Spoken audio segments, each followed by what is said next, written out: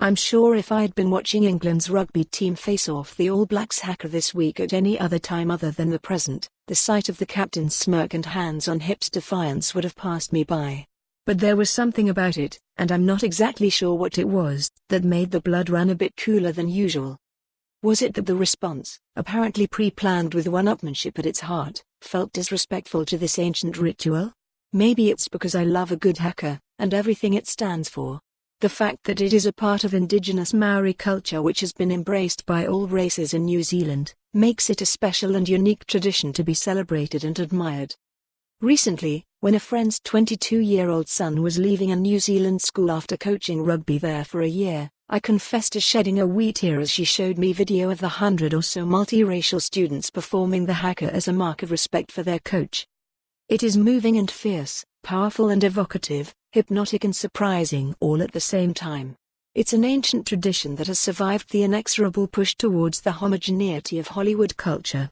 For that, I think, it deserves a little respect, not smirking, rule-breaking or attempts to drown it out with renditions of Swing Low, Sweet Chariot.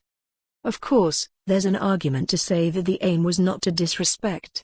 I mean, we all make mistakes when it comes to others' culture, rituals and customs, when we simply don't know what is expected of us. It's no biggie, as my kids would say. I have a litany of experience of this. One episode stands out. A few years ago, a Muslim cousin of mine got married to a Sikh.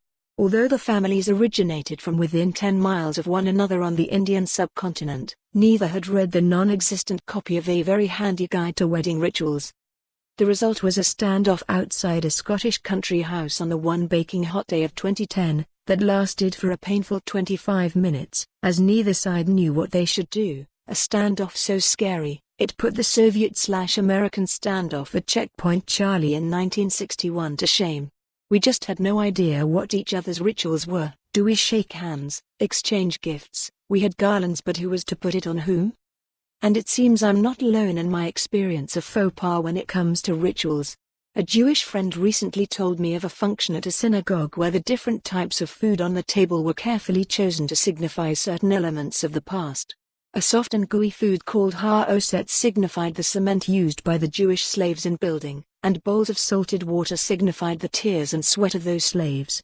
Just as one man was about to drink the much-respected salted water, a non-Jewish visitor plunged his hands into the bowl, and started vigorously wash. For more on this story, visit the news article link.